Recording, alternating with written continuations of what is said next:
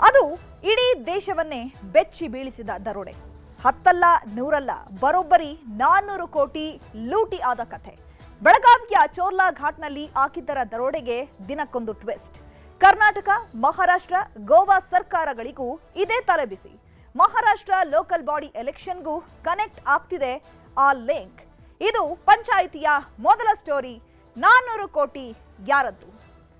ಬೆಳಗಾವಿ ಜಿಲ್ಲೆಯ ಖಾನಾಪುರ ತಾಲೂಕಿನ ಚೋರ್ಲಾ ಘಾಟ್ನಲ್ಲಿ ಒಂದು ದೊಡ್ಡ ಹೈಜಾಕೆ ನಡೆದಿದೆ. ಆ ಸ್ಟೋರಿಯನ್ನ ನೋಡ್ತಾ ಹೋಗೋಣ. ಇನ್ನು ಪಂಚಾಯಿತಿಯ ಎರಡನೇ ಸ್ಟೋರಿಯಲ್ಲಿ ಚಪ್ಪಲಿ ರಾಜೀವ ಲಾಕ್. ಇನ್ನು ಪರಾರಿ ಆಗಿದ್ದಂತಹ ಕಾಂಗ್ರೆಸ್ ನಾಯಕ ರಾಜೀವ್ ಗೌಡ ಸಿಕ್ಕಿ ಬಿದ್ದಿದ್ದೇ ಒಂದು ರೋಚಕ ಕಥೆ. ಮಹಿಳಾ ಅಧಿಕಾರಿಗೆ ಧಮಕಿ ಹಾಕಿ ಪರಾರಿ ಆಗಿದ್ದ ರಾಜೀವ್ ಗೌಡ ಈಗ ಸಿಕ್ಕಿ ಬಿದ್ದಿದ್ದಾನೆ. ಈಗ ಆತನನ್ನ ಚಿಕ್ಕಬಳ್ಳಾಪುರ ಪೊಲೀಸರು ಶಿಡ್ಲಘಟ್ಟಕ್ಕೆ ನೇರವಾಗಿ ಕರೆತರ್ತಾ ಇದ್ದಾರೆ. ಇವತ್ತು ಅಥವಾ ನಾಳೆ ನ್ಯಾಯಾಧೀಶರ ಮುಂದೆ ಅವರನ್ನ ಹಾಜರುಪಡಿಸುವಂತಹ ಸಾಧ್ಯತೆಗಳಿದೆ. ಅದಾದ ಬಳಿಕ ಮುಂದಿನ ಕಾನೂನು ಪ್ರಕ್ರಿಯೆಗಳು ಯಾವ ರೀತಿ ಇರುತ್ತೆ ಅನ್ನುವಂಥದ್ದನ್ನ ಕಾದು ನೋಡಬೇಕಾಗಿದೆ. ಇನ್ನು ಮತ್ತೊಂದು ಕಡೆ ಇಡೀ ದೇಶವನ್ನೇ ಬೆಚ್ಚಿ ಬೀಳಿಸಿದಂತಹ ಭಾರೀ ನಗದು ದರೋಡೆ ಪ್ರಕರಣ ಬೆಳಗಾವಿ ಜಿಲ್ಲೆಯ ಚೋರ್ಲಾ ಘಾಟ್ನಲ್ಲಿ ಬೆಳಕಿಗೆ ಬಂದಿದೆ. 2025ರ ಅಕ್ಟೋಬರ್ನಲ್ಲಿ ಗೋವಾದಿಂದ ಮಹಾರಾಷ್ಟ್ರಕ್ಕೆ ಸಾಗಿಸಲಾಗ್ತಾ ಇದ್ದಂತಹ 100 ಕೋಟಿ ರೂಪಾಯಿ ಅಕ್ರಮ ನಗದು ಹೈಜಾಕ್ ಮಾಡಲಾಗಿದೆ ಎಂಬ ಗಂಭೀರ ಆರೋಪ ಕೇಳಿ ಬರ್ತಿದೆ. ಈ ಹಣ ಕಿಶೋರ್ ಶೆಟ್ಟಿ ಅವರಿಗೆ ಸೇರಿದ್ದು. ಸಂದೀಪ್ ಪಾಟೀಲ್ ಅವರು ಸಾಗಿಸ್ತಾ ಇದ್ದಂತಹ ವೇಳೆ ಈ ಘಟನೆ ನಡೆದಿದೆ ಅಂತ ಹೇಳಲಾಗ್ತಾ ಇದೆ. ಇನ್ನು ಪ್ರಕರಣದ ಹಿಂದೆ ಅಂತಾರಾಜ್ಯ ಜಾಲವಿರುವಂತಹ ಶಂಕೆ ಕೂಡ ವ್ಯಕ್ತವಾಗಿದ್ದು, ಮಹಾರಾಷ್ಟ್ರ, ಗೋವಾ ಮತ್ತು ಕರ್ನಾಟಕ ರಾಜ್ಯಗಳ ಪೊಲೀಸರು ಸಂಯುಕ್ತವಾಗಿ ತನಿಖೆ ನಡೆಸ್ತಾ ಇದ್ದಾರೆ. ಈ ಬಾರಿ ದರೋಡೆ ಹಿಂದೆ ಯಾರಿದ್ದಾರೆ, ಅಕ್ರಮ ಹಣದ ಮೂಲ ಏನು, ಎಲ್ಲ ವಿವರಗಳನ್ನ ತೋರಿಸ್ತೀವಿ ನೋಡಿ.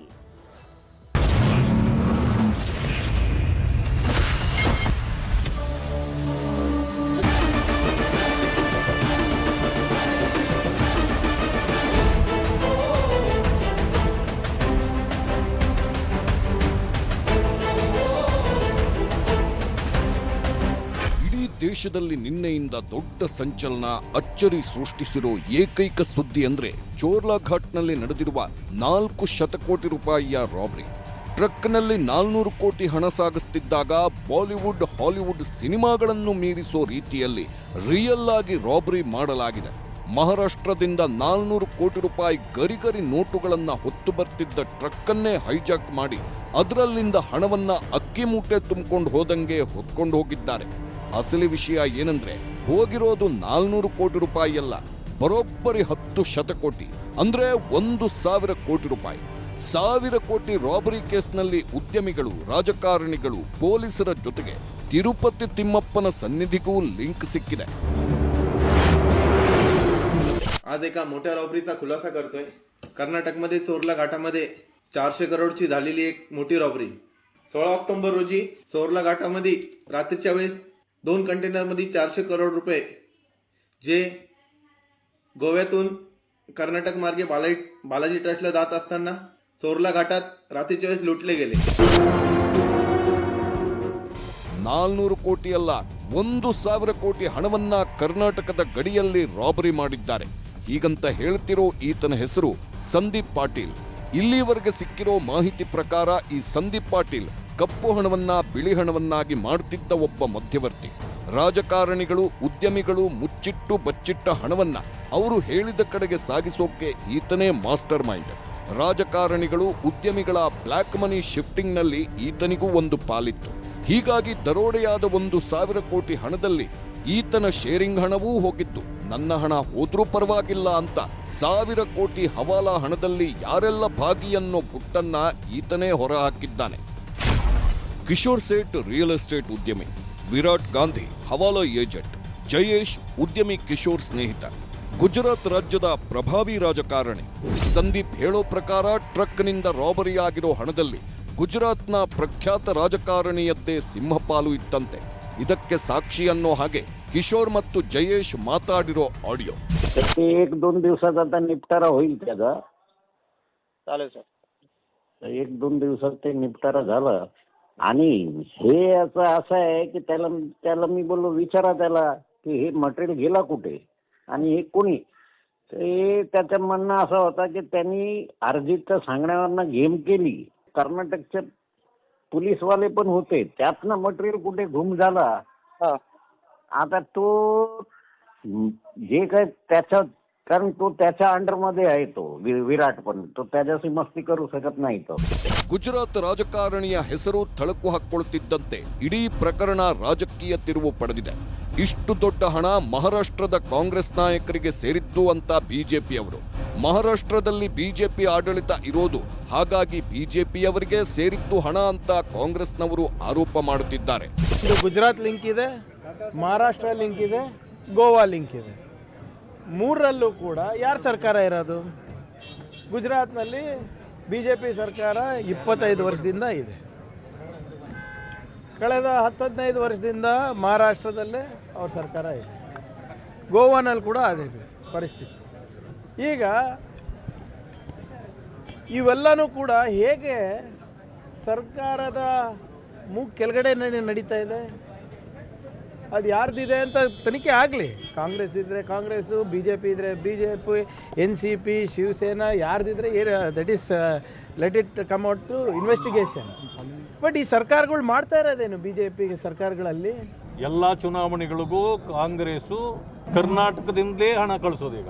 ಯಾಕೆಂದ್ರೆ ತೆಲಂಗಾಣ ಮತ್ತೆ ಹಿಮಾಚಲ ಪ್ರದೇಶದಲ್ಲಿ 3 ಕಾಸಿಲ್ಲ ಅವ್ರಿಗೆ, ಇಲ್ಲಿ ಲೂಟಿ ಮಾಡ್ತಿದ್ದಾರೆ. ನಿಮಗೆ ಗೊತ್ತಿರಬಹುದು, ಗೃಹಲಕ್ಷ್ಮಿ 5,000 ಕೋಟಿ ನುಂಗಿದ್ದಾರೆ ಅಂತೇಳಿ ಸದನದಲ್ಲಿ ಮಾತುಕತೆ ಕೊಟ್ಟುಬಿಟ್ಟಿದ್ದೀವಿ ಅಂದ್ರು. ಇಲ್ಲಿಂದ ಹೋದ್ರು ಕಾಂಗ್ರೆಸ್ನವ್ರು ಮಾಡ್ತಿರ್ತಕ್ಕಂಥದ್ದು, ಕಾಂಗ್ರೆಸ್ನವರು ಲೂಟಿ ಮಾಡ್ತಿದ್ದಾರೆ. ಕಾಂಗ್ರೆಸ್ಗೆ ಎಲ್ಲಿಯೂ ಹಣ ಇಲ್ಲ, ಇವತ್ತು ಅವ್ರ ಪಕ್ಷ ನಡೆಸೋದೇ ಕಷ್ಟ ಆಗಿದೆ. ಅದರಿಂದಾಗಿ ಎಲ್ಲಿ ಅಧಿಕಾರದಲ್ಲಿದ್ದಾರೋ ಅಲ್ಲಿ ಲೂಟಿ ಮಾಡಿತಾ ಇದ್ದಾರೆ. ಇಲ್ಲ, ಅದಾಗಿದ್ದು ಅಕ್ಟೋಬರ್ 6ನೇ 7ನೇ ದಿವಸದಾಗ ಆಗಿದೆ ಅಂದರೆ, ಅದು ಈಗ ಮೊನ್ನೆ 9 ತಾರೀಕಿನ ಕೇಸ್ ರಿಜಿಸ್ಟರ್ ಆಗಿದೆ ಮಹಾರಾಷ್ಟ್ರದಾಗ ಯಾವುದೋ ಸ್ಟೇಷನ್ನಾಗೆ. ಸೊ ನಮ್ಮವ್ರು ಈಗಾಗಲೇ ಪತ್ರ ಬರ್ದಾರೆ, ನೀವು ಯಾರ ಬಂದ್ರೆ ನಾವು ಸಪೋರ್ಟ್ ಮಾಡ್ತೀವಿ ಅಂತ. ಬರಬೇಕಲ್ಲ ಅವ್ರು, ಎಲ್ಲಿ ಏನು ಚೋರ್ಲಾ ಘಾಟದಲ್ಲಿ ಕರ್ನಾಟಕ ಏರಿಯಾನೋ ಮಹಾರಾಷ್ಟ್ರ ಗೋವಾನೋ, ಯಾಕಂದ್ರೆ ಎಲ್ಲ ಕೂಡಿದಾರೆ ಅವು. ಜಸ್ಟ್ ಯಾರ್ದ ಮತ್ತು ಇಲ್ಲೇ ಚೋರ್ಲಾ ಆಗಿದ್ರೆ ನಾವು ಮಾಡ್ತೀವಿ ಫುಲ್ ಪ್ಲೇಜಾಗ, ನಮ್ಮ ಮಾಡ್ತಾರೆ, ಎಲ್ಲ ನೋಡ್ಕೊಂಡು ಬರ್ತೀವಿ. ಅವ್ರು ಯಾರ್ಯಾರು ಎಲ್ಲ ನಮ್ಮ ಗಮನಕ್ಕೆ ಬಂದರೆ ಅವ್ರು ಯಾರು ಕಲ್ಬಿಟ್ಟು ಕೊಟ್ಟರೆ ನಾವು ಇನ್ವೆಸ್ಟಿಗೇಷನ್ ಮಾಡ್ತೀವಿ. ಇಷ್ಟು ದೊಡ್ಡ ಪ್ರಮಾಣದ ಒಂದು ವೇಳೆ ಹಣ ಇವತ್ತು ಹೈಜಾಕ್ ಆಗಿದೆ, ಚೋರಿ ಆಗಿದೆ, ಡಕಾಯಿತಿ ಆಗಿದೆ ಅಂದರೆ FIR ಎಲ್ಲ ಆಯಿತು, ಯಾವ ಸಮಯದಲ್ಲಿ ಆಗಿದೆ, ಇವತ್ತು ಯಾಕೆ ಕರ್ನಾಟಕ ರಾಜ್ಯಕ್ಕೆ ಇಲ್ಲಿವರೆಗೆ ಮಾಹಿತಿ ಕೊಟ್ಟಿಲ್ಲ, ಇದೆಲ್ಲ ಏನು ಗೌಪ್ಯತೆ? ಫಡ್ನವೀಸ್ ಅವರು ಇದಕ್ಕೆ ಉತ್ತರ ಕೊಡಬೇಕು. ಇವತ್ತು ಆ BJP ಸರ್ಕಾರ ಏನಿದೆ, ಸಮ್ಮಿಶ್ರ ಸರ್ಕಾರ, ಮಹಾರಾಷ್ಟ್ರದ್ದು ಗೋವಾದು ಏನಿದೆ, ಅವರು ಈ ದೇಶದ ಜನರಿಗೆ ಉತ್ತರ ಕೊಡಬೇಕಾಗ್ತದೆ. ಅವರು ಹೇಳಿ ಕರ್ನಾಟಕದ ಮೇಲೆ ಬೆರಳು ತೋರಿಸ್ಕೊಂತ ಮೊದಲು ಅವರು ಆತ್ಮಾವಲೋಕನ ಮಾಡಿಕೊಂಡು ಇವತ್ತು ಈ ಎಲ್ಲ ವಿಷಯಗಳ ಬಗ್ಗೆ ಬಹಿರಂಗವಾಗಿ ಚರ್ಚೆ ಮಾಡಲಿ. ಸುಪ್ರೀಂ ಕೋರ್ಟ್ ನ್ಯಾಯಾಧೀಶರ ಅಡಿಯಲ್ಲಿ ಒಂದು SIT ರಚನೆ ಮಾಡಲಿ. ನೋಡಿ, ಇದರ ಬಗ್ಗೆ ನನಗೆ ಜಾಸ್ತಿ ಮಾಹಿತಿಗಳಿಲ್ಲ. ಆದರೆ ಒಂದು ರೀತಿಯಲ್ಲಿ ಕಾಂಗ್ರೆಸ್ ಆಡಳಿತ ನಮ್ಮಲ್ಲಿ ಇರುವಂಥದ್ದು, ಕಾಂಗ್ರೆಸ್ ಆಡಳಿತದಲ್ಲಿದ್ದವರು ಈ ರೀತಿಯ ಕೆಲಸ ಕಾರ್ಯಗಳನ್ನು ಭಾರಿ ಸಂದರ್ಭದಲ್ಲಿ ಮಾಡಿರುವಂಥದ್ದು. ಇಲ್ಲಿ ಹಣ ಕಲೆಕ್ಷನ್ ಮಾಡೋದು, ಇದನ್ನು ಬೇರೆ ಬೇರೆ ಕಡೆ ಕಳಿಸಿಕೊಡುವಂಥದ್ದು ನಾವೆಲ್ಲ ನೋಡಿದ್ದೀವಿ. ಆಂಧ್ರ ಪ್ರದೇಶದ ಚುನಾವಣೆ ಇರ್ಬೋದು, ಅಥವಾ ಹಿಮಾಚಲ ಪ್ರದೇಶದ ಚುನಾವಣೆ ಇರ್ಬೋದು, ಮಹಾರಾಷ್ಟ್ರ ಚುನಾವಣೆಗೆ ಒಂದು ರೀತಿಯಲ್ಲಿ ATM ಆಗಿ ಕರ್ನಾಟಕವನ್ನು ಮಾಡಿ ಅಲ್ಲಿಂದ ಹಣ ದೋಚಿ ಕಳಿಸಿಕೊಡುವಂಥದ್ದು ನಾವು ಕಂಡಿದ್ದೇವೆ. ಬಹುಶಃ ಆ ಸಂದರ್ಭದಲ್ಲಿ ಕಲೆಕ್ಷನ್ ಮಾಡಿದ್ದು ಇದು ಬಹುಶಃ ಎಲ್ಲೋ ಒಂದು ಕಡೆ ತಗೊಂಡೋಗ್ಲಿಕ್ಕೆ ಆಗದೆ ಈ ಹಂತಕ್ಕೆ ಬಂದಿರಬಹುದೇನೋ ಅಂತ ಹೇಳುವಂಥ ಸಂಶಯ ಇದೆ. ಆದರೆ ಇನ್ವೆಸ್ಟಿಗೇಷನ್ ನಡೀತಾ ಇದೆ, ಎಲ್ಲ ಸತ್ಯ ಸಂಗತಿಗಳು ಇನ್ವೆಸ್ಟಿಗೇಷನ್ ಆದಮೇಲೆ ಬರ್ತದೆ, ಆಮೇಲೆ ಇದರ ಬಗ್ಗೆ ಹೆಚ್ಚು ಮಾತಾಡಲಿಕ್ಕೆ ಸಾಧ್ಯ. ಪೊಲೀಸರು ತನಿಖೆ ಮಾಡ್ತಾರೆ, ಯಾರು ದುಡ್ಡು ಅಂತ. ನಾನು BJP ಅವರು ಕಾಂಗ್ರೆಸ್ ದುಡ್ಡು ಅಂತಾರೆ, ನಾವು ಕಾಂಗ್ರೆಸ್ ಅವರು BJP ದುಡ್ಡು ಅಂದರೆ ತನಿಖೆ ನಡೀತಾ ಇದೆ. ತನಿಖೆ ನಡೀಗ ಸತ್ಯ ಆಚೆ ಬರ್ತದೆ, ಇಲ್ಲ ಯಾರ್ದಂತ ಗೊತ್ತಾಗ್ತದೆ, ಸತ್ಯ ಆಚೆ ಬರ್ತದೆ. ಯಾವ ಚುನಾವಣೆ ಇದೆ? ಯಾವಾಗ ಮಹಾರಾಷ್ಟ್ರ ಚುನಾವಣೆ ಇದ್ದಿದ್ದು? ಯಾವಾಗಿತ್ತು? ಆಗಿ 1 ತಿಂಗಳಾಯ್ತು. ಅದು ಆಗಿ 1 ತಿಂಗಳಾಯ್ತು. ಇದ್ದವ್ರಿಗೂ ಇಟ್ಕೊಂಡಿರ್ತಾರ? ನನ್ನ ಅನಿಸಿಕೆ ಒಂದು 15 ದಿನ ಆಯ್ತು. ಅದು ಪೊಲೀಸರು ತನಿಖೆ ಮಾಡ್ತಾರೆ, ಗೊತ್ತಾಗ್ತದೆ ಅದು. ಹಾಂ, ಬೇರೆ ಸರ್, ಇತ್ತೀಚೆಗೆ ದಾವಣಗೆರೆಯಲ್ಲಿ ಒಂದು ಕೇಸ್ ಆಯ್ತು ಸರ್, ಡ್ರಗ್ಸ್ ಕೇಸ್.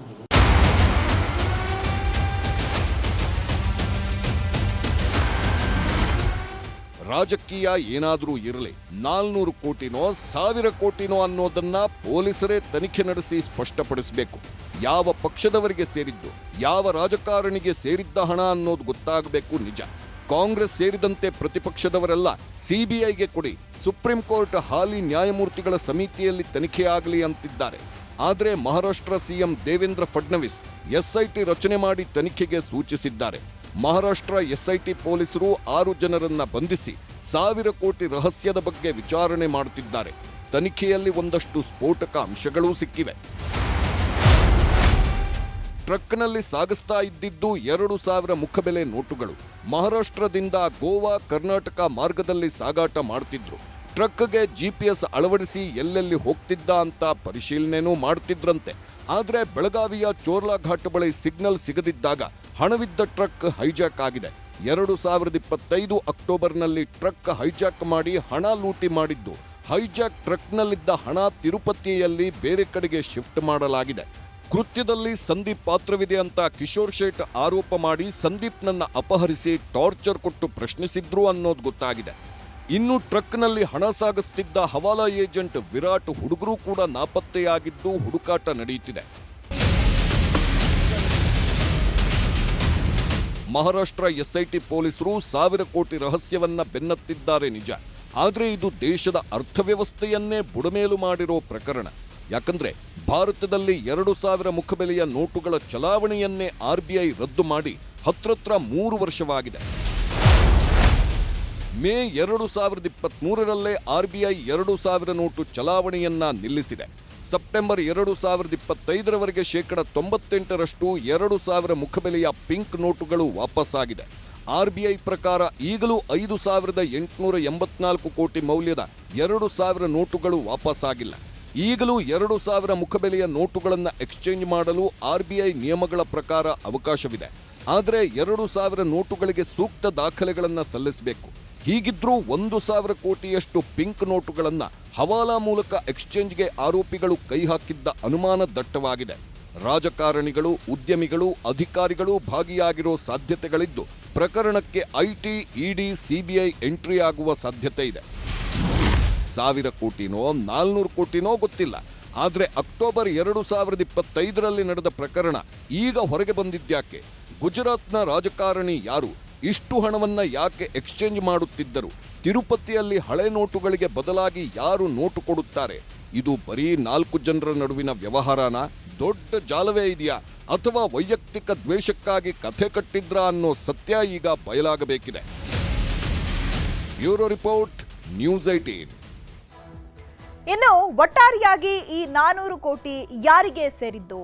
ಜೊತೆಗೆ ಇದರ ಮೂಲ ಏನು? ಇದು ಗೋವಾದಿಂದ ಯಾಕೆ ಮಹಾರಾಷ್ಟ್ರಕ್ಕೆ ಸಾಗಾಟ ಮಾಡಲಾಗ್ತಾ ಇತ್ತು? ಮಹಾ ಎಲೆಕ್ಷನ್ಗೆ ಏನಾದರೂ ಈ ಒಂದು ಹಣವನ್ನ ಬಳಕೆ ಮಾಡ್ಕೊಳ್ಬೇಕು ಅನ್ನುವಂತಹ ಉದ್ದೇಶದಿಂದ ಏನಾದರೂ ಸಾಗಾಟ ಮಾಡಲಾಗ್ತಾ ಇದೆಯಾ ಅನ್ನುವಂತಹ ಸಾಕಷ್ಟು ವಿಚಾರಗಳು ಈಗ ರಾಜ್ಯ ರಾಜಕೀಯ ಪಡಸಾಲೆಯಲ್ಲಿ ಚರ್ಚೆ ಆಗ್ತಾ ಇದೆ. ಜೊತೆಗೆ ಇದು ರಾಜಕೀಯ ಕೆಸರೆರಚಾಟಕ್ಕೂ ಕೂಡ ಕಾರಣವಾಗಿರುವಂಥದ್ದು. ಮತ್ತೊಂದು ಕಡೆ ಈ ಒಂದು ಪ್ರಕರಣವನ್ನ ಬೆನ್ನತ್ತಿದಂತಹ ನಾಸಿಕ್ ಪೊಲೀಸರು ಈಗ 6 ಜನರನ್ನ ಬಂಧಿಸುವಲ್ಲಿ ಯಶಸ್ವಿಯಾಗಿದ್ದಾರೆ. ಮುಂದೆ ಈ ಒಂದು ಪ್ರಕರಣ ಯಾವ ತಿರುವನ್ನ ಪಡೆದುಕೊಳ್ಳುತ್ತೋ ಅನ್ನುವಂಥದ್ದನ್ನ ಕಾದ್ ನೋಡಬೇಕು.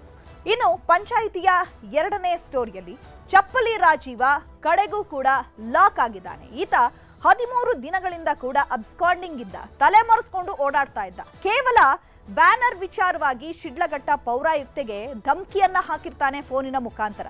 ಅದಾದ ಬಳಿಕ ಪೌರಾಯುಕ್ತೆ ಮಾಧ್ಯಮಗಳ ಮುಂದೆ ತಮ್ಮ ಅಳಲನ್ನ ತೋಡ್ಕೊಂಡಿರ್ತಾರೆ. ತದನಂತರ ದೂರನ್ನ ದಾಖಲು ಮಾಡಿರ್ತಾರೆ. ಅದಾದ ಬಳಿಕ ಚಪ್ಪಲಿ ರಾಜೀವ ಫುಲ್ ಲಾಕ್ ಆಗಿರ್ತಾನೆ. ಅಂದ್ರೆ ರಾಜೀವ್ ಗೌಡ 13 ದಿನಗಳ ಕಾಲ ಎಲ್ಲಿದ್ದ? ಈತನಿಗೆ ಯಾರು ಸಾಥ್ ಕೊಟ್ರು? ಹಾಗಿದ್ರೆ ಪೊಲೀಸರು ಯಾವ ರೀತಿ ಕಾರ್ಯಾಚರಣೆ ನಡೆಸಿದ್ರು? ಶಿಡ್ಲಘಟ್ಟ ನಗರಸಭೆ ಕಮಿಷನರ್ಗೆ ಧಮಕಿ ಹಾಕಿದ್ದ ಕೈ ನಾಯಕ ರಾಜೀವ್ ಗೌಡ ಕೊನೆಗೂ ಕೂಡ ಈಗ ಲಾಕ್ ಆಗಿದ್ದಾನೆ. ಪೊಲೀಸರು ಈತನನ್ನ ಬಂಧಿಸುವಲ್ಲಿ ಯಶಸ್ವಿ ಆಗಿದ್ದಾರೆ 13 ದಿನಗಳ ಬಳಿಕ. ಯಾಕಂದ್ರೆ ಶಿಡ್ಲಘಟ್ಟ ನಗರಸಭೆ ಕಮಿಷನರ್ಗೆ ಈತ ಧಮಕಿಯನ್ನ ಹಾಕಿರ್ತಾನೆ, ಅವಾಚ್ಯ ಶಬ್ದಗಳಿಂದ ನಿಂದಿರಿಸಿರ್ತಾನೆ, ಕೆಟ್ಟ ಪದಗಳನ್ನ ಯೂಸ್ ಮಾಡಿರ್ತಾನೆ. ಹಾಗಾಗಿ ಪೌರಾಯುಕ್ತೆ ಕೂಡ ದೂರನ್ನ ಕೊಟ್ಟಿರ್ತಾರೆ. ಬರೋಬ್ಬರಿ 13 ದಿನಗಳ ಗಂಡಾ ಮುಚ್ಚಾಲೆ ಆಟ ಖತಮ್ ಆಗಿದೆ. ಕೇರಳದಲ್ಲಿ ಈತನನ್ನ ವಶಪಡಿಸಿಕೊಳ್ಳಲಾಗಿದೆ. ರಾಜೀವ್ ಗೌಡ ಕರ್ನಾಟಕದಿಂದ ಮಂಗಳೂರಿಗೆ ಹೋಗಿರ್ತಾನೆ. ಮಂಗಳೂರಿನಿಂದ ಅದಾದ ಬಳಿಕ ರೈಲ್ವೆ ಮುಖಾಂತರ ಕೇರಳಕ್ಕೆ ಹೋಗಿರ್ತಾನೆ. ಬಟ್ ಕೊನೆಗೂ ಕೂಡ ಈಗ ಈತನ ಕಣ್ಣ ಮುಚ್ಚಾಲೆ ಈಗ ಖತಮ್ ಆಗಿದೆ. ಕೇರಳ ಗಡಿಯಲ್ಲಿ ರಾಜೀವ್ ಗೌಡ ವಶಕ್ಕೆ ಪಡೆದಿರುವಂತಹ ಚಿಕ್ಕಬಳ್ಳಾಪುರ ಪೊಲೀಸರು ಸತತವಾಗಿ 13 ದಿನಗಳಿಂದಲೂ ಕೂಡ ಚಪ್ಪಲಿ ರಾಜೀವನಿಗಾಗಿ ಪೊಲೀಸರು ಹುಡುಕಾಟವನ್ನ ನಡೆಸ್ತಾ ಇರ್ತಾರೆ. ಕೊನೆಗೂ ಈತ ಕೇರಳ ಗಡಿಯಲ್ಲಿ ಸಿಕ್ಕಿಬಿದ್ದಿದ್ದಾನೆ. ಚಿಕ್ಕಬಳ್ಳಾಪುರ ಪೊಲೀಸರು ಆತನನ್ನ ಈಗ ಚಿಕ್ಕಬಳ್ಳಾಪುರಕ್ಕೆ ಕರೆತರ್ತಾ ಇದ್ದಾರೆ. ಇನ್ನು ಶಿಡ್ಲಘಟ್ಟದಿಂದ ಬೆಂಗಳೂರು ಮಂಗಳೂರು ಕಾರು ಮೂಲಕ ಕೇರಳಗೆ ಪರಾರಿ ಆಗಿದ್ದಾನೆ ಅನ್ನುವಂತಹ ಮಾಹಿತಿ ಕೂಡ ಸಿಕ್ಕಿದೆ. ಯಾಕಂದ್ರೆ ಒಬ್ಬ ಉದ್ಯಮಿ ರಾಜೀವ್ ಗೌಡನ ಬೆನ್ನಿಗೆ ನಿಂತಿದ್ದಾನೆ ಅನ್ನುವಂತಹ ಪ್ರಾಥಮಿಕ ಮಾಹಿತಿಯಲ್ಲಿ ಈಗ ಈ ವಿಚಾರ ಗೊತ್ತಾಗಿರುವಂತದ್ದು. ಈತ ಶಿಡ್ಲಘಟ್ಟದಿಂದ ಬೆಂಗಳೂರಿಗೆ ಹೋಗಿರ್ತಾನೆ, ತದನಂತರ ಮಂಗಳೂರು ಹಾಗೆ ಕಾರಿನ ಮುಖಾಂತರ ಈಗ ಕೇರಳಕ್ಕೂ ಹೋಗಿದ್ದಾನೆ, ಪರಾರಿ ಆಗಿದ್ದಾನೆ ಅನ್ನುವಂತಹ ನಿಟ್ಟಿನ ಮೇರೆಗೆ ಪೊಲೀಸರು ಕೂಡ ಒಂದಷ್ಟು ಟೀಮ್ಗಳನ್ನ ಮಾಡಿಕೊಂಡು ಈತನನ್ನ ಹುಡುಕಾಡ್ತಾ ಇದ್ರು. ಇನ್ನು ಕೇರಳದಲ್ಲಿ ವಶಕ್ಕೆ ಪಡೆದು ನೇರವಾಗಿ ಶಿಡ್ಲಘಟ್ಟಕ್ಕೆ ಕರೆತರ್ತಾ ಇದ್ದಾರೆ ಪೊಲೀಸರು. ಇನ್ನೇನು ಕೆಲವೇ ಗಂಟೆಗಳಲ್ಲಿ ಕೇರಳದಿಂದ ವಶಕ್ಕೆ ಪಡೆದಂತಹ ಈ ರಾಜೀವ್ ಗೌಡನನ್ನ ನೇರವಾಗಿ ಶಿಡ್ಲಘಟ್ಟಕ್ಕೆ ಚಿಕ್ಕಬಳ್ಳಾಪುರ ಪೊಲೀಸರು ಕರೆತರ್ತಾ ಇದ್ದಾರೆ. ಮುಂದಿನ ಕಾನೂನು ಪ್ರಕ್ರಿಯೆಗಳನ್ನ ಕೂಡ ನಡೆಸಲಾಗುತ್ತೆ. ಇವತ್ತು ಅಥವಾ ನಾಳೆ ನ್ಯಾಯಾಧೀಶರ ಮುಂದೆ ಈತನನ್ನ ಹಾಜರುಪಡಿಸುವಂತಹ ಸಾಧ್ಯತೆಗಳು ಇದೆ. ಇನ್ನು ಶಿಡ್ಲಕ್ಕೆ ಕರೆತಂದ ನಂತರ ನ್ಯಾಯಾಂಗ ಬಂಧನಕ್ಕೆ ಒಪ್ಪಿಸುವಂತಹ ಸಾಧ್ಯತೆಗಳಿದೆ. ಇಷ್ಟು ದಿನ ಏನ್ ರಾಜೀವ್ ಗೌಡ ಕಣ್ಣ ಮುಚ್ಚಾಲೆಯನ್ನ ಆಡಿದ್ದ, ಅದಾದ ಬಳಿಕ FIR ರದ್ದು ಮಾಡಬೇಕು ಅಂತ ಹೇಳಿ ಹೈಕೋರ್ಟ್ಗೆ ಈತ ಅರ್ಜಿಯನ್ನ ಹಾಕಿದ್ದ. ಅದಾದ ಬಳಿಕ ಹೈಕೋರ್ಟ್ ನಾವು ಯಾವುದೇ ರಕ್ಷಣೆಯನ್ನ ಕೊಡಲ್ಲ ಅಂತ ಹೇಳಿ ಆ ಒಂದು ಅರ್ಜಿಯನ್ನ ಕೂಡ ವಜಾಗೊಳಿಸಿತ್ತು. ಶಿಡ್ಲಘಟ್ಟಕ್ಕೆ ಕರೆತಂದ ನಂತರ ನ್ಯಾಯಾಂಗ ಬಂಧನಕ್ಕೆ ಆತನನ್ನ ಈಗ ಒಪ್ಪಿಸಲಾಗುತ್ತೆ. ಇನ್ನು ಮಂಗಳೂರು ಉದ್ಯಮಿ ಸಾಥ್ ಕೊಟ್ಟಿದ್ದಾರೆ ಅನ್ನುವಂತಹ ಶಂಕೆ ಈಗ ವ್ಯಕ್ತವಾಗ್ತಾ ಇದೆ. ಯಾಕಂದ್ರೆ 13 ದಿನಗಳ ಕಾಲ ರಾಜೀವ್ ಗೌಡ ಎಲ್ಲಿದ್ದ, ಯಾರು ಆತನಿಗೆ ಬೆನ್ನೆಲುಬಾಗಿದ್ರು? ರಾಜೀವ್ ಗೌಡ ಕೇರಳಕ್ಕೆ ಹೋಗಿದ್ದು ರೈಲಿನಲ್ಲಿ ಅಲ್ಲ, ಕಾರ್ನಲ್ಲಿ. ಯಾಕಂದ್ರೆ ಇಲ್ಲೊಂದು ಅಂಶವನ್ನ ನೀವು ಗಮನಿಸಬೇಕಾಗತ್ತೆ. ಈಗ ರೈಲಿನಲ್ಲಿ ಹೋದಂತಹ ಒಂದು ಕ್ಯಾಪ್ಚರ್ ಅಂದ್ರೆ CCTV ದೃಶ್ಯಗಳು ಕೂಡ ಈಗ ಪೊಲೀಸರಿಗೆ ಸಿಕ್ಕಿರುವಂತದ್ದು. ಯಾಕಂದ್ರೆ ಸಂಬಂಧಿಕರೇ ರೈಲಿಗೆ ಹೋಗಿ ಬಿಟ್ಟು ಬಂದಿದ್ದಾರೆ ಅನ್ನುವಂತಹ ಮಾಹಿತಿಗಳು ಇರುವಂತದ್ದು. ಆದ್ರೆ ಅದು ಸತ್ಯ ಅಲ್ಲ. ರಾಜೀವ್ ಗೌಡ ಕೇರಳಕ್ಕೆ ಹೋಗಿದ್ದು ರೈಲಿನಲ್ಲ, ಕಾರ್ನಲ್ಲಿ ಅನ್ನುವಂತಹ ವಿಚಾರ ಈಗ ಬಯಲಾಗಿದೆ. ಮಂಗಳೂರಿನ ರೆಸಾರ್ಟ್ ಒಂದರಲ್ಲಿ ಒಂದು ದಿನ ವಾಸ್ತವ್ಯವನ್ನ ಹೂಡಿದ್ದಾನೆ. ಯಾಕಂದ್ರೆ ಬೆಂಗಳೂರಿನಿಂದ ಮಂಗಳೂರಿಗೆ ಹೋದಂತಹ ರಾಜೀವ್ ಗೌಡ ರೆಸಾರ್ಟ್ ಒಂದರಲ್ಲಿ ಒಂದು ದಿನ ವಾಸ್ತವ್ಯವನ್ನ ಹೂಡಿರ್ತಾನೆ. ಅದು ಕೂಡ ಉದ್ಯಮಿ ಒಬ್ಬರ ಒಂದು ನೆರಳಿನಲ್ಲಿ ಆತ ಇರ್ತಾನೆ ಅನ್ನುವಂತಹ ಮಾಹಿತಿ ಸಿಕ್ಕಿರುವಂಥದ್ದು. ಮಂಗಳೂರಿನ ಉದ್ಯಮಿಯೊಬ್ಬರ ಕಾರ್ನಲ್ಲಿ ಕೇರಳಗೆ ಈತ ಪ್ರಯಾಣ ಮಾಡಿದ್ದಾನೆ. ಯಾಕಂದ್ರೆ ತುಂಬಾ ಹತ್ತಿರದ ಒಂದು ಸ್ನೇಹಿತನಾಗಿರೋದ್ರಿಂದ, ಜೊತೆಗೆ ಉದ್ಯಮಿ ಆಗಿರೋದ್ರಿಂದ ಒಂದು ದಿನ ಮಂಗಳೂರಲ್ಲೇ ಉಳ್ಕೊಂಡಿದ್ದು ನಂತರ ಈತ ಉದ್ಯಮಿ ಒಬ್ಬರ ಕಾರ್ನಲ್ಲಿ ಕೇರಳಗೆ ಪ್ರಯಾಣವನ್ನ ಬೆಳೆಸಿದ್ದಾನೆ. ಹಾಗಾಗಿ ಪೊಲೀಸರಿಗೆ ಕಣ್ತಪ್ಪಿಸಿ ಈತ ಕೇರಳಕ್ಕೆ ಹೋಗಿದ್ದಾನೆ. ಒಂದು ದಿನ ಮಂಗಳೂರಿನಲ್ಲೇ ಉಳಿದು ನಂತರ ಕೇರಳಕ್ಕೆ ಹೋಗಿದ್ದಾನೆ. ಯಾಕಂದ್ರೆ ಮಂಗಳೂರಿನಲ್ಲಿ ಏನೇನ್ ಆಗ್ತಾ ಇದೆ ಅನ್ನುವಂತಹ ಅಪ್ಡೇಟ್ಸ್ಗಳು ಕೂಡ ಈತನಿಗೆ ಸಿಕ್ಕಿತ್ತು. ಜೊತೆಗೆ ಈತ ಅಜ್ಞಾತ ಸ್ಥಳದಲ್ಲಿ ಕೂಡ ಒಂದು ವಿಡಿಯೋವನ್ನ ಮಾಡಿ ಪೋಸ್ಟ್ ಕೂಡ ಮಾಡಿದ್ದ. ಅದು ಕೂಡ ಸಾಕಷ್ಟು ವೈರಲ್ ಆಗಿತ್ತು. ಈತ ಮುಂದೆ ಬರ್ತಾ ಇಲ್ಲ, ಆದ್ರೆ ಎಲ್ಲೋ ಅಜ್ಞಾತ ಸ್ಥಳದಲ್ಲಿ ಈತ ಕೂತು ಒಂದು ವಿಡಿಯೋವನ್ನ ಮಾಡಿರುವಂತದ್ದು ಕೂಡ ಸಾಕಷ್ಟು ಚರ್ಚೆಗೆ ಕಾರಣ ಆಗಿತ್ತು. ಮಂಗಳೂರು ರೈಲ್ವೆ ಸ್ಟೇಷನ್ ಬಳಿ ಕಾರು ಬಿಟ್ಟು ಹೋಗಿದ್ದಂತಹ ಡ್ರೈವರ್, ಯಾಕಂದ್ರೆ ಎಲ್ಲವೂ ಕೂಡ ಪ್ರೀ ಪ್ಲಾನ್ಡ್ ಆಗಿತ್ತು, ಎಲ್ಲವೂ ಕೂಡ ಪ್ಲಾನ್ ಮಾಡಿಕೊಂಡೇ ಈತ ಎಸ್ಕೇಪ್ ಆಗಬೇಕು ಅನ್ನುವಂತಹ ನಿಟ್ಟಿನಲ್ಲಿ ಮಂಗಳೂರು ರೈಲ್ವೆ ಸ್ಟೇಷನ್ ಬಳಿ ಕಾರು ನಿಲ್ಸಿ ಹೋಗಿದ್ದ ಆತನ ಡ್ರೈವರ್. ಇನ್ನ ಕಾರಿನ ಜಾಡು ಹಿಡಿದು ಹೊರಟಂತಹ ಪೊಲೀಸರಿಗೆ ರಾಜೀವ ಸಿಕ್ಕಿ ಬಿದ್ದಿದ್ದಾನೆ. ಅಂದ್ರೆ ಪೊಲೀಸರಿಗೆ ಇಲ್ಲಿ ಕ್ಲೂ ಸಿಕ್ಕಿರುವಂತದ್ದೇ ಆ ಒಂದು ಕಾರು. ಈ ಕಾರಿನ ಜಾಡನ್ನು ಹಿಡಿದಂತ ಪೊಲೀಸರಿಗೆ ಸಿಕ್ಕಿದ್ದು ರಾಜೀವ್ ಗೌಡ. ಯಾಕಂದ್ರೆ ಪೊಲೀಸರು ಕೂಡ ಸಾಕಷ್ಟು ಟೀಮ್ಗಳನ್ನ ಕಟ್ಕೊಂಡು ಕಾರ್ಯಾಚರಣೆಯನ್ನ ಮಾಡ್ತಾ ಇತ್ತು. ರಾಜೀವ್ ಗೌಡ ಎಲ್ಲಿದ್ದಾನೆ ಅಥವಾ ಅವನ ಟ್ರಾವೆಲ್ ಹಿಸ್ಟ್ರಿಯನ್ನ ಕೂಡ ಕೆದಕ್ತಾ ಹೋಗ್ತಾ ಇದ್ರು. ಆಗ ಸಿಕ್ಕಿದ್ದು ಆತನ ಕಾರಿನ ಜಾಡು. ಜೊತೆಗೆ ರಾಜೀವ್ ಗೌಡ ಕೇರಳದಲ್ಲಿರುವ ಬಗ್ಗೆ ಸುಳಿವು ನೀಡಿದ್ದ GPS. ಯಾಕಂದ್ರೆ ರಾಜೀವ್ ಗೌಡ ರಂಗೋಲಿ ಕೆಳಗೆ ತೂರಿದ್ರೆ ಪೊಲೀಸರು ಭೂಮಿ ಕೆಳಗೆ ತೂರ್ತಾರೆ ಅಂತ ಹೇಳ್ತಾರಲ್ಲ, ಹಾಗಾಗಿ ರಾಜೀವ್ ಗೌಡ ಕೇರಳದಲ್ಲಿರುವಂತಹ ಬಗ್ಗೆ ಅವರಿಗೆ ಸುಳಿವನ್ನ ಕೊಟ್ಟಿದ್ದೆ ಈ GPS. ಈ GPS ಮುಖಾಂತರ ಬೆನ್ನಟ್ಟಿ ಹೊರಟಂತಹ ಪೊಲೀಸರಿಗೆ ರಾಜೀವ್ ಗೌಡ ಎಲ್ಲಿದ್ದಾನೆ, ಯಾವ ರೀತಿ ಆತನಿಗೆ ಉದ್ಯಮಿ ಎಲ್ಲವನ್ನ ತಿಳ್ಕೊಂಡು ಪೊಲೀಸರು ಕಾರ್ಯಾಚರಣೆ ನಡೆಸಿ ಕೊನೆಗೂ ರಾಜೀವ್ ಗೌಡನನ್ನ ಬಂಧಿಸುವಲ್ಲಿ ಯಶಸ್ವಿಯಾಗಿದ್ದಾರೆ. ಇನ್ನು ಚಪ್ಪಲಿ ರಾಜೀವ ಪುರಾಣ, ಯಾಕಂದ್ರೆ ಈ ಒಂದು ವಿಚಾರವನ್ನ ಕೂಡ ಈ ಹೊತ್ತಲ್ಲಿ ಮೆಲುಕು ಹಾಕಬೇಕಾಗತ್ತೆ. ಯಾಕಂದ್ರೆ ಈತನ ಯಾವ ರೀತಿಯಾಗಿ ಪೌರಾಯುಕ್ತೆಗೆ ಧಮಕಿಯನ್ನ ಹಾಕಿದ್ದ ಅನ್ನುವಂಥದ್ದು. ಜನವರಿ 12ನೇ ತಾರೀಕು ಶಿಡ್ಲಘಟ್ಟ ನಗರಸಭೆ ಆಯುಕ್ತೆಗೆ ಈತ ಧಮಕಿಯನ್ನ ಹಾಕಿರ್ತಾನೆ, ಕೇವಲ ಬ್ಯಾನರ್ ತೆರವುಗೊಳಿಸುವಂತಹ ವಿಚಾರಕ್ಕೆ ಸಂಬಂಧಪಟ್ಟಂತೆ. ಅದಾದ ಬಳಿಕ ಏನೆಲ್ಲ ಹೈಡ್ರಾಮಾಗಳು ಆಯ್ತು ಅನ್ನುವಂಥದ್ದು ಎಲ್ರಿಗೂ ಕೂಡ ತಿಳಿದಿದೆ. ಇನ್ನು ಜನವರಿ 14 ಧಮಕಿ ಆಡಿಯೋ ವೈರಲ್ ಆಗತ್ತೆ, ಪ್ರತಿಭಟನೆ ಮಾಡಿ ದೂರನ್ನ ನೀಡಲಾಗತ್ತೆ. ಯಾಕಂದ್ರೆ ಪೌರಾಯುಕ್ತೆ ಆ ಒಂದು ಆಡಿಯೋವನ್ನ ವೈರಲ್ ಮಾಡ್ತಾರೆ, ಜೊತೆಗೆ ಮಾಧ್ಯಮಗಳ ಮುಂದೆ ತಮ್ಮ ಕಣ್ಣೀರನ್ನ ಹಾಕ್ತಾರೆ. ಅದಾದ ಮೇಲೆ ಎಲ್ಲರೂ ಅವರಿಗೆ ಸಾಥ್ ಕೊಟ್ಟ ಬಳಿಕ ಪ್ರತಿಭಟನೆ ಆಗುತ್ತೆ. ಪ್ರತಿಭಟನೆ ಮಾಡಿ ಈತನ ವಿರುದ್ಧವಾಗಿ ದೂರನ್ನ ದಾಖಲು ಮಾಡಲಾಗುತ್ತೆ. ಇನ್ನು ಜನವರಿ 15 ರಾಜೀವ್ ಗೌಡ ವಿರುದ್ಧ 2 FIR ದಾಖಲಾಗುತ್ತೆ. ಶಿಡ್ಲಘಟ್ಟ ಬೆಂಗಳೂರಿನಿಂದಲೂ ಕೂಡ ಈತ ಅಲ್ಲಿಂದ ಎಸ್ಕೇಪ್ ಆಗ್ತಾನೆ. ಯಾಕಂದ್ರೆ ಜನವರಿ 15 ಅದರ ಹಿಂದಿನ ದಿನ ಪ್ರತಿಭಟನೆ ಆಗಿರುತ್ತೆ, ದೂರು ಕೂಡ ದಾಖಲಾಗಿರುತ್ತೆ, 2 ಪ್ರತ್ಯೇಕ FIR ಕೂಡ ದಾಖಲಾಗಿರುತ್ತೆ. ಅದಾದ ಮೇಲೆ ಶಿಡ್ಲಘಟ್ಟ ಬೆಂಗಳೂರಿನಿಂದ ಈತ ಏಕಾಏಕಿ ಮಾಯ ಆಗ್ಬಿಡ್ತಾನೆ, ಅಬ್ಸ್ಕಾಂಡಿಂಗ್ ಆಗ್ಬಿಡ್ತಾನೆ.